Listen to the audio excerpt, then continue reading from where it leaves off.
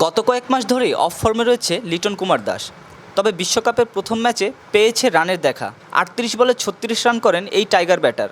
টি-20 ক্রিকেটে রানটা বড় না হলেও দলের জয়ের বিশেষ ভূমিকা রয়েছে তার এই ইনিংসে। তবে লিটনের এই ধীরগতির ইনিংস পছন্দ হয়নি টাইগারদের সাবেক অধিনায়ক তামিম ইকবালের। ক্রিক-ইনফোর ম্যাচ পরবর্তী শো টাইম আউটে কথা জানান তামিম। তার মতে লিটনের এমন ইনিংস দলকে চাপে ফেলেছে। তামিম বলেন, আমার মনে হয় লিটনের আরেকটু আগ্রাসী হয়ে খেলা উচিত ছিল।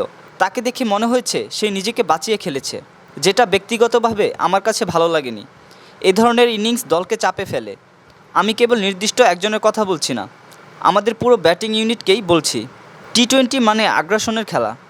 ব্যাটারদের কাছ থেকে বড় বড় শট আশা করেন দর্শকরা। কেবল দর্শক নয়, ক্রিকেটের ক্ষুদ্র সংস্করণের চাহিদাই এমন। যত বেশি আগ্রাসী হন ব্যাটাররা, দলের সংগ্রহ সম্ভাবনা তত বাড়ে। সেখানে ওপেনারদের ভূমিকা বেশ গুরুত্বপূর্ণ। এই জায়গায় পিছিয়ে বাংলাদেশ। ওপেনাররা বারবার ব্যর্থ হয়ে চাপ বাড়াচ্ছেন মিডল অর্ডারে। শ্রীলঙ্কা ম্যাচেও যার প্রতিফলন স্পষ্ট। ১২৫ রানের লক্ষ্যে জিততে বাংলাদেশের ঘাম ঝরেছে। টি-20-র বিচারে মামুলি এই রান তাড়া করতে গিয়ে লিটন দাস করেন ৩৮ বলে ৩৬ রান। স্টার স্পোর্টসে বাংলাদেশের জয় নিয়ে তামিম বলেন, বাংলাদেশের জন্য জয়টা খুব দরকার ছিল। যুক্তরাষ্ট্রের কাছে সিরিজ হেরেছে, মানসিকভাবে ক্রিকেটাররা ভেঙে পড়েছিল। এই জয় তাদের আত্মবিশ্বাস বাড়াবে।